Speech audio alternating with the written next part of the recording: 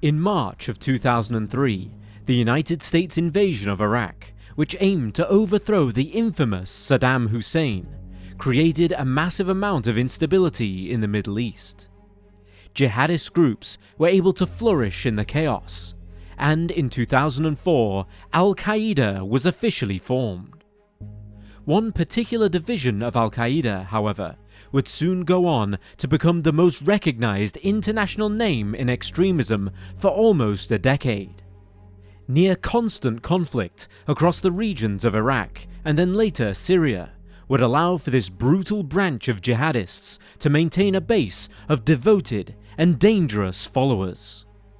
By 2011, when the Syrian civil war commenced, that same sense of instability allowed for the establishment of a new reincarnation of Al-Qaeda, this time under the name the Islamic State of Iraq and the Levant, otherwise known as ISIS. ISIS would go on to terrorize much of the world throughout their time in power, the peak of which lasted for several tumultuous years. Thousands of foreign extremists would travel to ISIS-controlled territories in order to fight alongside the jihadists of the Islamic State, while the group reeled in millions upon millions of dollars via the sale of oil and the payment of ransom money for the many people they had abducted.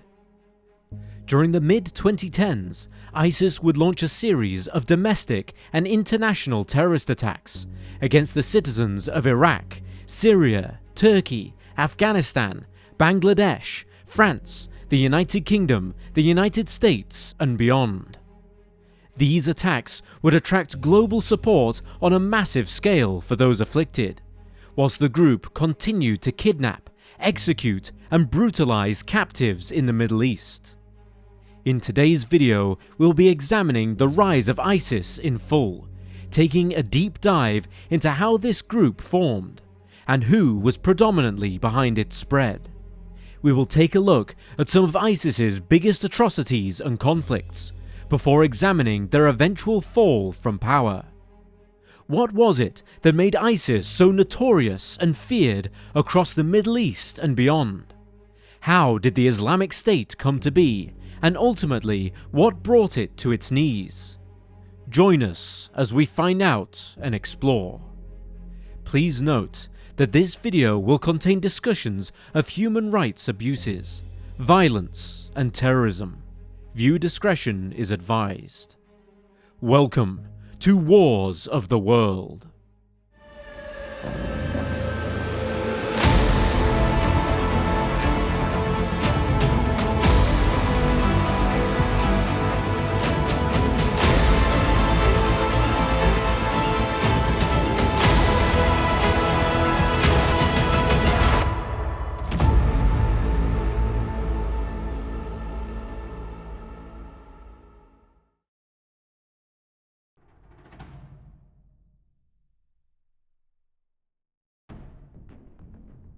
The man most commonly credited with being the founder and first official leader of the Islamic State is Abu Bakr al-Baghdadi. Al-Baghdadi started his adult life as a teacher, having obtained a degree from the Islamic University of Baghdad in the early 2000s, but was ultimately destined for something much darker. Reports differ on exactly how Baghdadi became radicalized.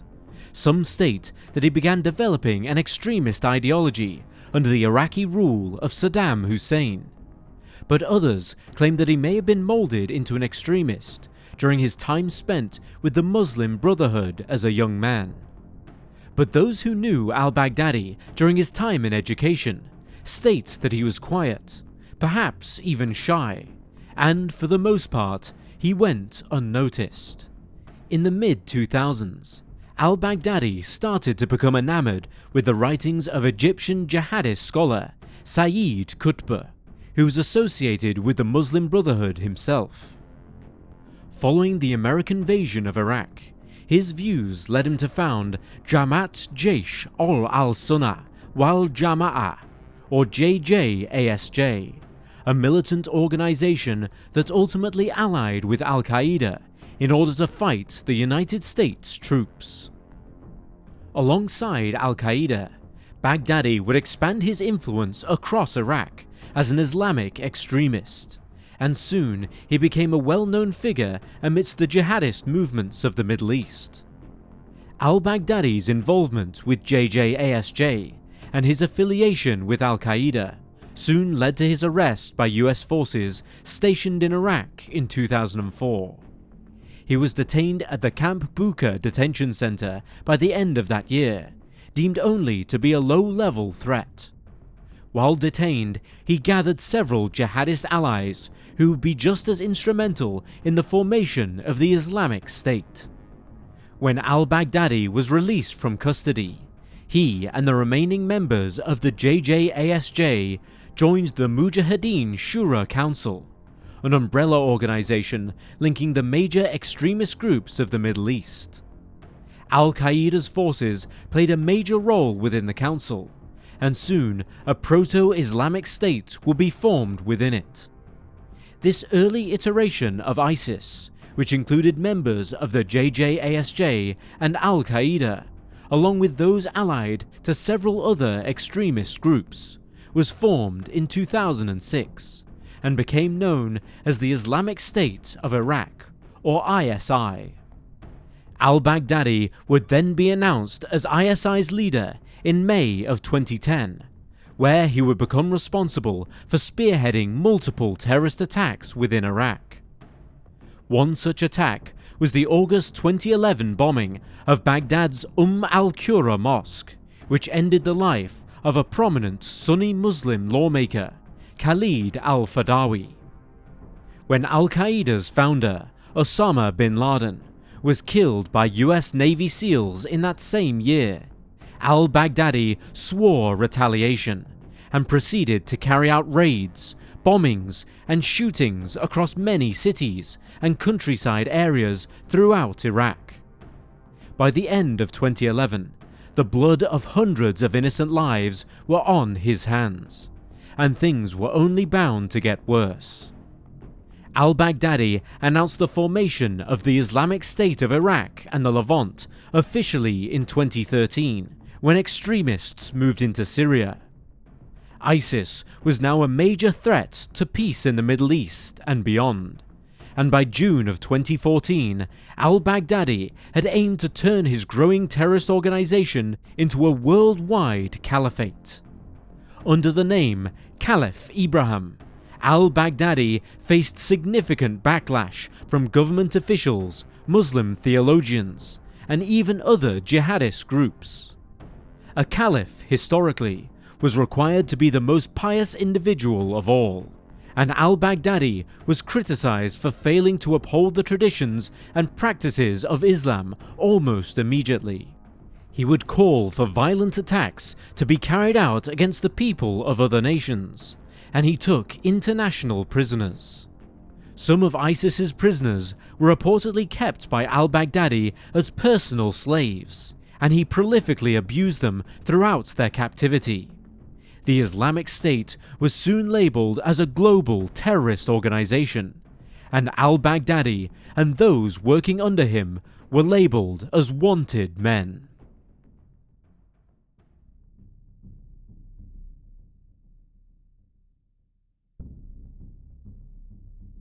Knowing how ISIS rose to power is one thing, but what exactly did they aim to achieve, and how did they become so prevalent?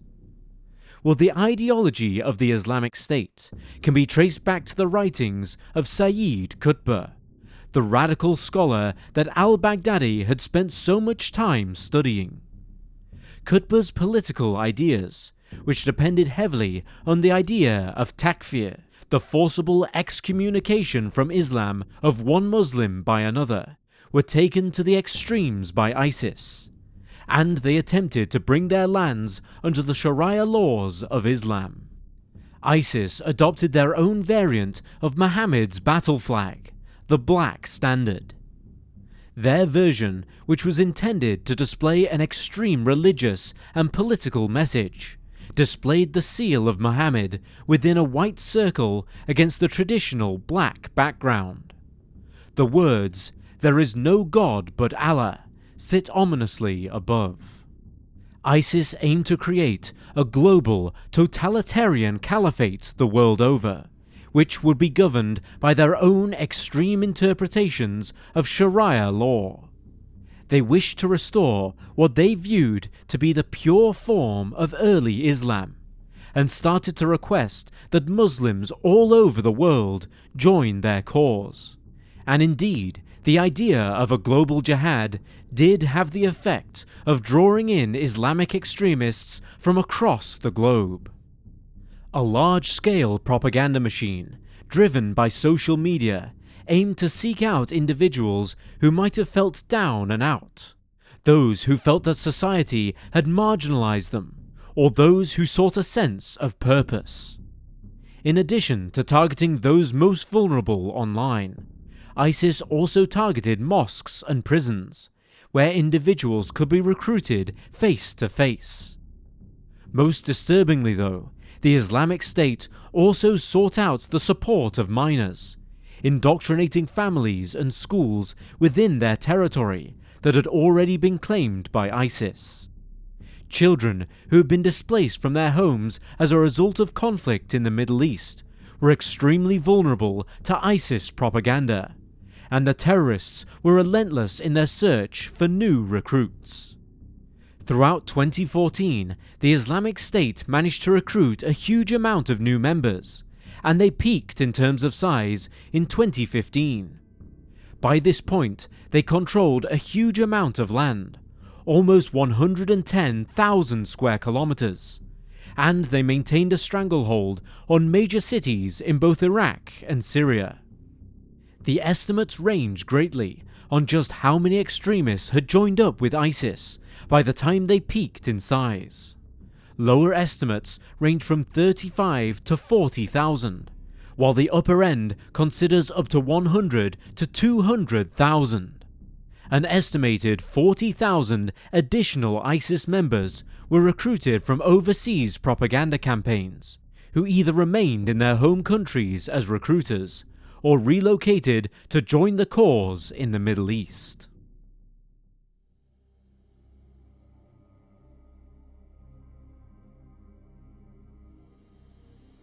Throughout its domain, the Islamic State hosted some of the most terrifying and unjust atrocities that the modern world has ever seen. These atrocities were carried out both within the territory of the Islamic State and overseas, in the form of attempted genocides, kidnappings, executions, and terrorist attacks. One of ISIS's first moves upon taking power was to systematically attempt to rid their lands of any Muslim who did not follow the Sunni branch of Islam.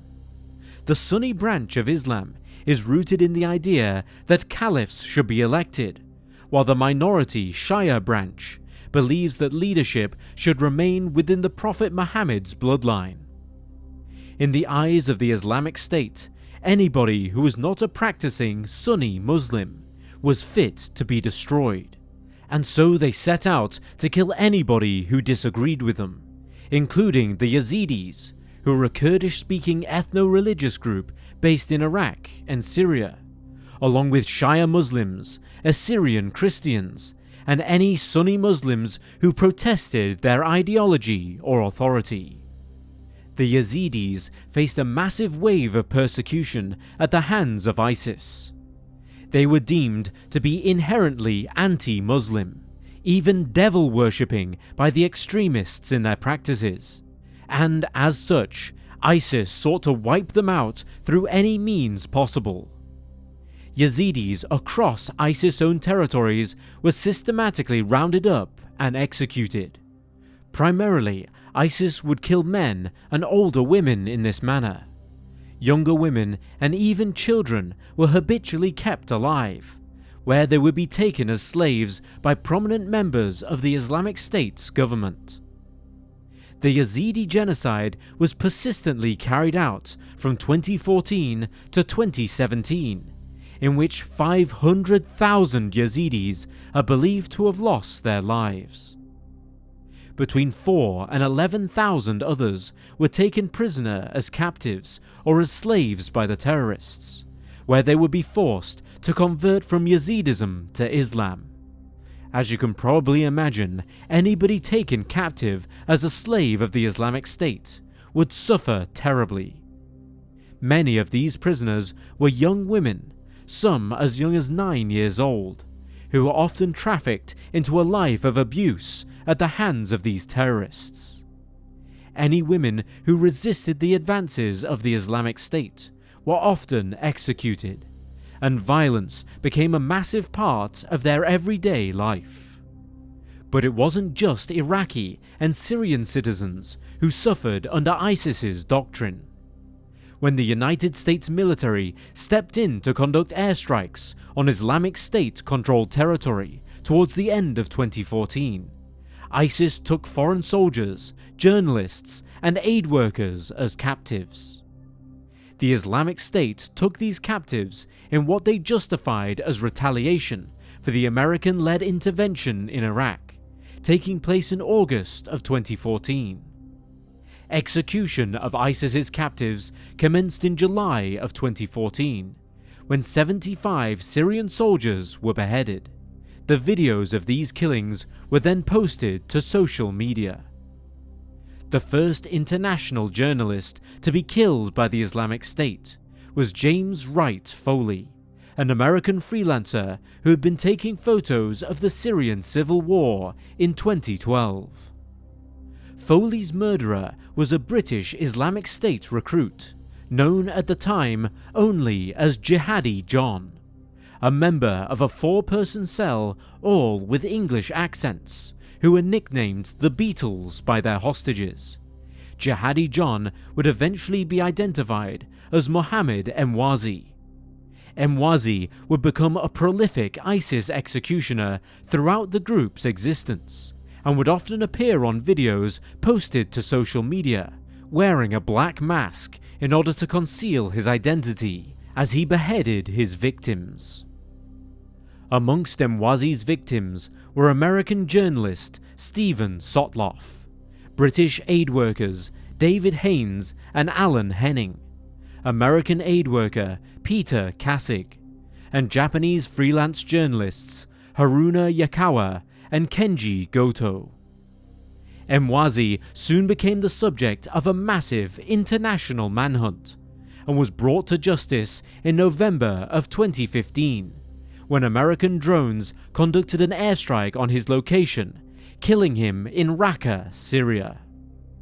While these horrors were ensuing in the Middle East, ISIS took their terrorism overseas, targeting members of the public of foreign countries in calculated bombings and killings.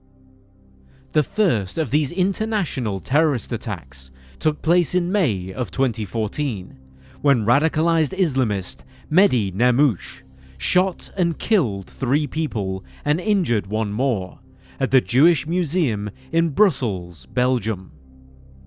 Amongst Nemmouche's possessions following his arrest were an audio recording of himself claiming responsibility for the attack, and a white sheet printed with symbolism of the Islamic State. Further attacks would go on to instill fear of and resistance to ISIS across the world.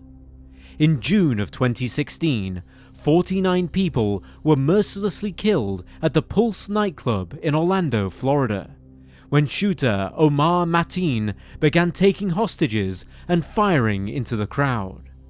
Although it is unknown if Mateen was a member of ISIS, the group praised him as, quote, one of the soldiers of the Caliphate in America after the attack took place. Mateen was killed by police 3 hours after the shooting began. In November of 2015, a series of terrorist attacks were carried out by ISIS and their supporters in Paris, France, which shook the international community to its core.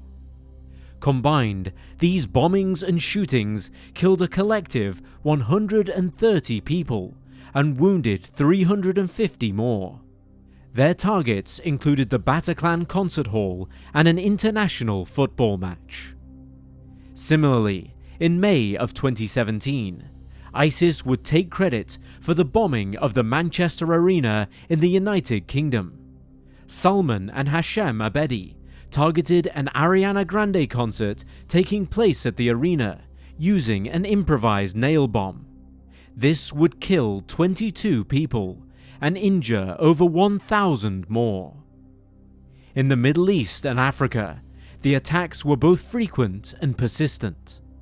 The infamous attack on the Corinthia Hotel in Tripoli, Libya, in January of 2015 killed 10 people, with ISIS claiming responsibility for these murders. Just 2 months later, 137 people were killed in Yemen when ISIS bombed 2 mosques in Sana'a, Yemen, while in April, videos were released of the beheadings of 30 Ethiopian Christians. Saudi Arabia, Tunisia, Egypt, Turkey, Lebanon, Somalia, Nigeria, and Niger all suffered similar assaults.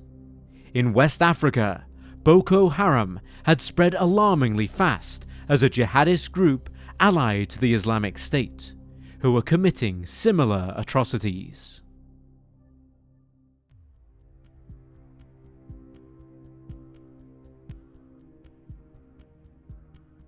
There was no denying it. From their conception, ISIS were a group that needed to be stopped. To let this growing threat continue to spread without intervention would have been a major threat to global peace and stability. And so, in the September of 2014, international coalitions against the Islamic State began to take form. The largest of these was Operation Inherent Resolve, spearheaded by the United States military, who worked alongside forces from the United Kingdom, Germany, Denmark, France, Canada, Australia, Turkey, and Italy to put a stop to ISIS's reign of terror. The United States weren't the only nation to form coalitions against the Islamic State, however. An operation was also soon formed, led by France, that would see support from up to 26 additional nations. Known as Operation Shamal, France would be joined by the likes of China, Lebanon, Norway, Japan, the UAE, Egypt, and Saudi Arabia to help tackle the growing threat in Iraq and Syria. A separate coalition, known as the Islamic Military Alliance, would be formed in Saudi Arabia in 2015. This would consist of up to 34 Muslim states, many of whom had been terrorized by ISIS in the previous months. Amongst these members were Bahrain, Nigeria, Sudan, Pakistan, Jordan, Malaysia, and Libya.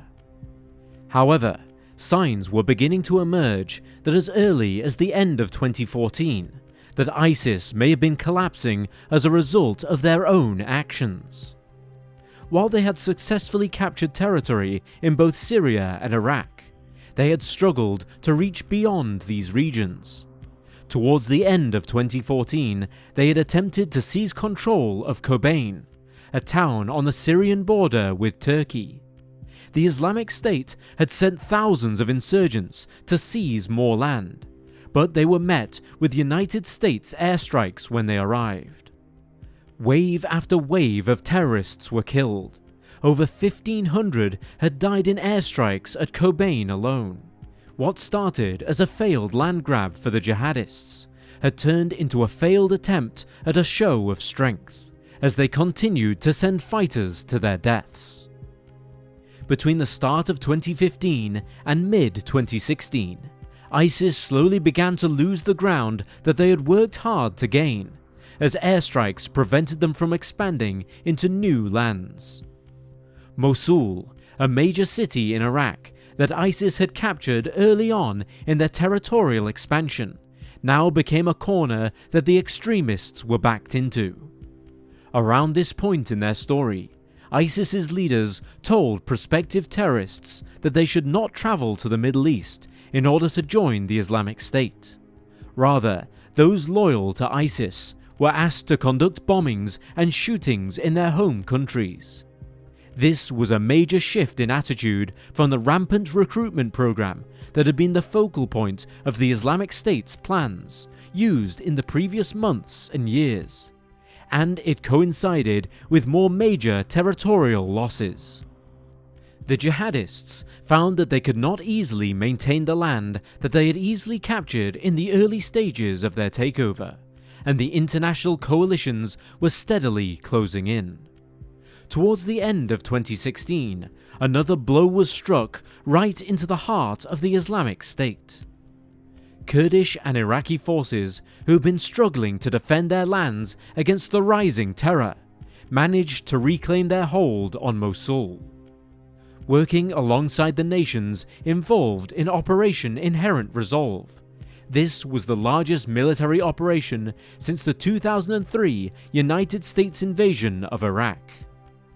Since 2015, Operation Inherent Resolve had been bombing high-profile ISIS targets around the city, and Iraqi forces had been steadily closing in.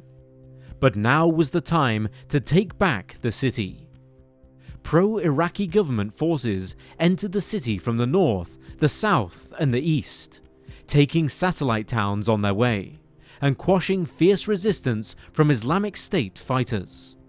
The further they got into Mosul's center, the harder it was to push back against the terrorists within, however. The Battle of Mosul was costly for the city. Hundreds upon hundreds of buildings were destroyed in the fighting, leaving much of the area in ruins. By January of 2017, Iraqi Prime Minister Haider al-Abadi announced that the eastern reaches of the city were back under government control, but the western side proved to be more difficult. The buildings in western Mosul were packed in very tightly, making it hard for troops to advance, and creating funnel points where terrorist bombers and snipers could easily pick off Iraqi soldiers. Ultimately, forces succeeded in taking back the city of Mosul from the Islamic State, but an immense amount of damage had been dealt in the process. 5 main bridges in Mosul's center had been leveled in order to stop ISIS's ability to resupply, and the only other route for vehicles into the city center was destroyed by a United States coalition airstrike at the end of 2016. What had once been Iraq's second largest city now lay in ruins. Mosul was deemed to have been officially liberated from the Islamic State in July of 2017. Then, in the late stages of 2017, another key location, Raqqa in Syria, was retaken from the Islamic State. Leading the charge against Raqqa were the Syrian Democratic Forces, an alliance of both Arab and Kurdish militias, who initially entered the city in an attempt to reclaim it in June of 2017. Raqqa was amongst the earliest of the large cities claimed by the jihadists in 2014, and since then they had been using it as a major hub for both planning attacks and calculating their next moves. The Syrian Democratic Forces launched their attack from all sides, encircling the city early on and slowly attempting to move in towards the center. They faced resistance from ISIS bombers, gunmen, and snipers as they advanced, and many soldiers and civilians were wounded in the early days of the fighting. By the end of July, the Democratic Forces had successfully captured several neighborhoods to the south of the city, and they were closing in on the center. United States airstrikes did help to limit the success of ISIS fighters within the city, but they also ended the lives of fleeing civilians as a result.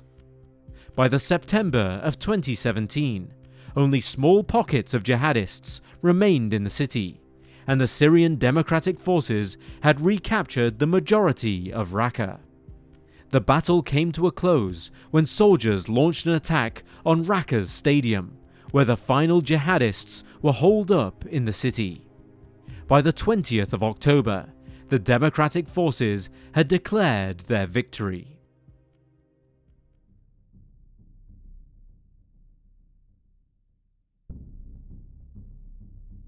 now that the major Islamic State strongholds had been seized from terrorist control, ISIS had few places left to turn. They were diminishing in number, thanks to the continued airstrikes from international coalitions, and the work of ground operations led by Iraqi and Syrian forces.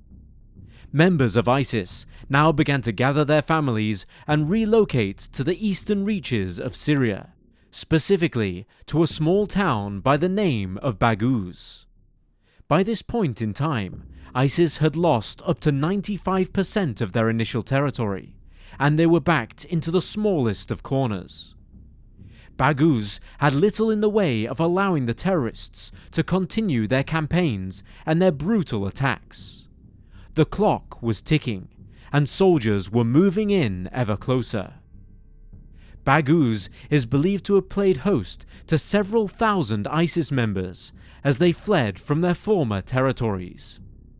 When the terrorists arrived, many of Baghouz's citizens opted to flee to refugee camps established by the Syrian Democratic Forces, but many of those that stayed would perish in the oncoming airstrikes and attacks.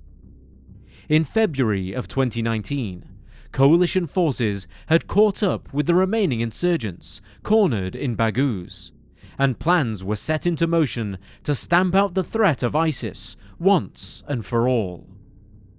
The fighting commenced with heavy fire raining down by mortar teams belonging to the Democratic Forces, while United States bombers and snipers sought to lay waste to any terrorists stationed within the outskirts of the town. Over 40 important points within the town that provided a strategic advantage to the coalition were seized in the early days of the assault, and several ISIS counterattacks were successfully repelled. By this point, the ISIS militants in Baghouz were starting to get desperate. Some attempted to flee the town, being disguised as women and joining the thousands of civilians that were pouring out of the buildings and into the trucks bound for refugee camps. Dust storms began to batter Baghouz as fiercely as the airstrikes and gunfire, but the coalition forces still succeeded in taking back large tracts of land within the town's limits. As the soldiers pressed on, ISIS insurgents were reportedly spotted using civilians as human shields in order to deter shots against them. It was soon reported that ISIS leaders had authorized the execution of several of their own fighters for attempting to surrender to coalition forces. The town center would then be breached and captured by the Democratic Forces on the 13th of February. By the 16th, Jaya Furat, a commander in the Syrian Democratic Forces, stated that ISIS's total territory now spanned only 700 square meters. They had been pushed out of the city center and had attempted to flee to a series of small hamlets on the outskirts of Baghouz. Now the Democratic Forces issued an ultimatum to the remaining militants. They could surrender now or prepare to die in battle. The vast majority of those left alive chose to fight. But there was a problem. Several hundred civilians remained trapped alongside the fighters, who were at a serious risk of dying if the soldiers moved in to fight. Over the course of a week, many civilians slowly managed to flee the hamlets, and several groups of ISIS fighters opted to surrender. The battle continued sporadically over the course of the following months. Civilians and ISIS fighters continued to remain in the hamlets outside of Baghouz, and the Syrian Democratic Forces continued to besiege the area, waiting the terrorists out.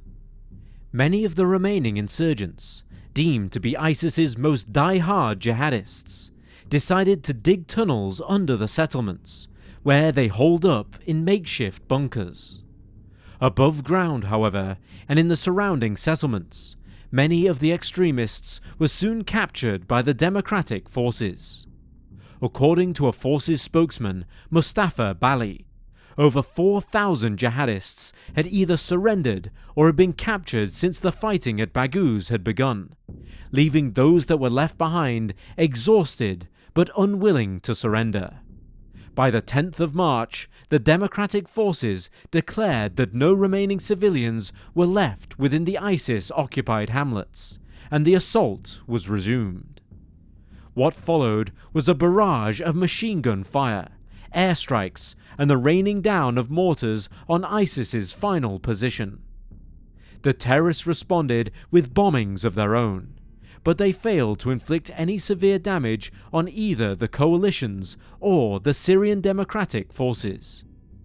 A further 1,300 jihadists reportedly surrendered on the 14th of March, and soldiers were able to capture their encampment by the 19th.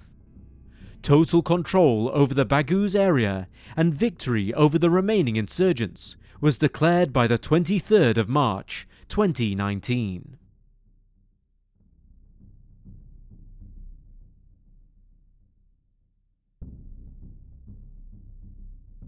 Since the ultimate collapse of the Islamic State in March of 2019, up to 26,000 individuals suspected to have been involved in the organization have been detained in prisons run by Syria and the United States.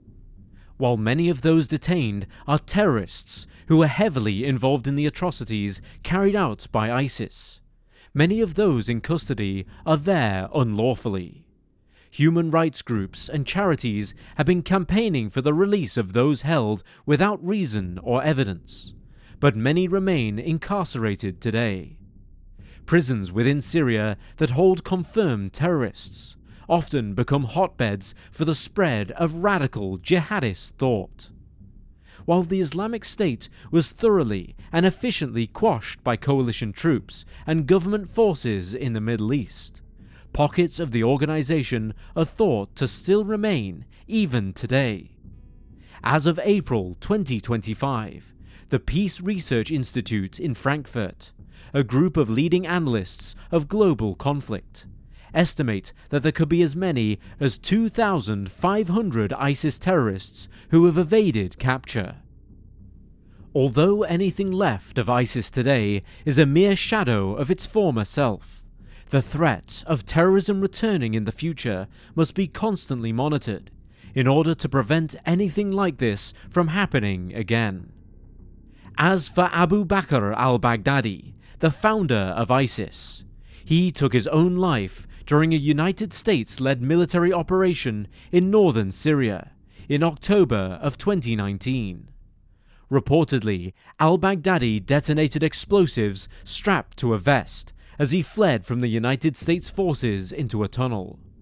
The explosion reportedly killed 3 of al-Baghdadi's children, and no United States military personnel were harmed.